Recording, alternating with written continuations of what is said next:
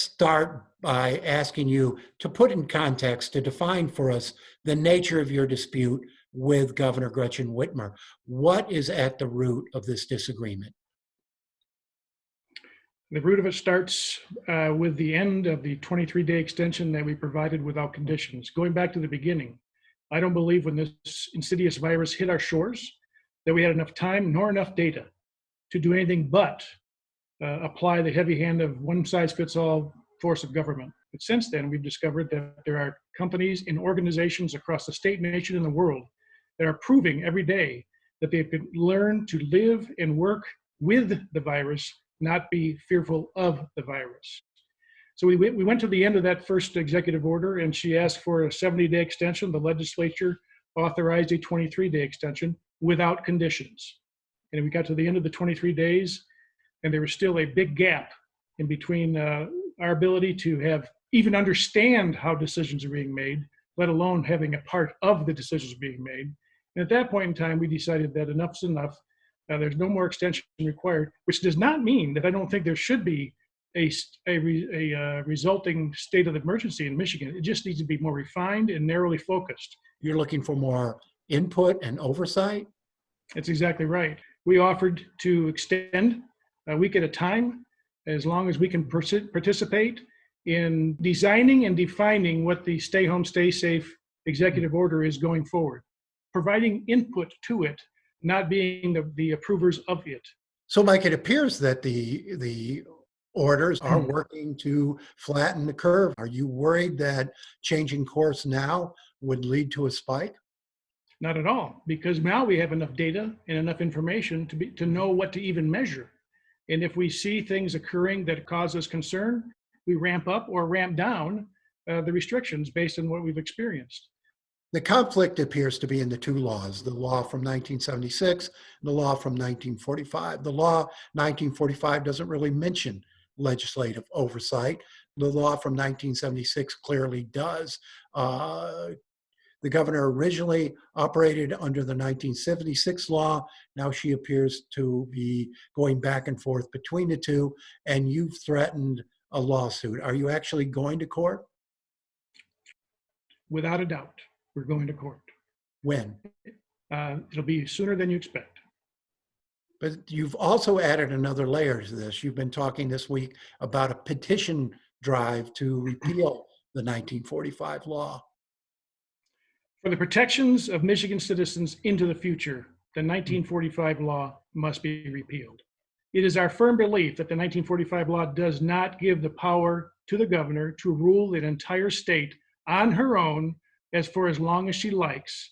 Mm-hmm. And we will be asking the courts to affirm our belief very soon.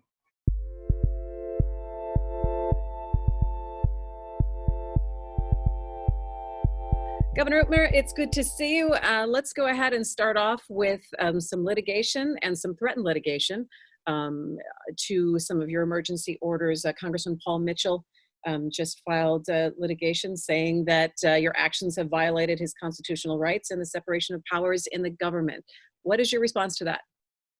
Yeah, I haven't had a chance to look at the complaint, but the summaries that I've heard of it just sound, as though there's not a lot of basis to the claims. I think every action that we've taken has been driven by the science and the epidemiology and frankly, the facts and what we're seeing on the ground. And I believe that we can both protect the public health and be on the right side of people's constitutional rights. And I'm confident every order that I've executed has done exactly that.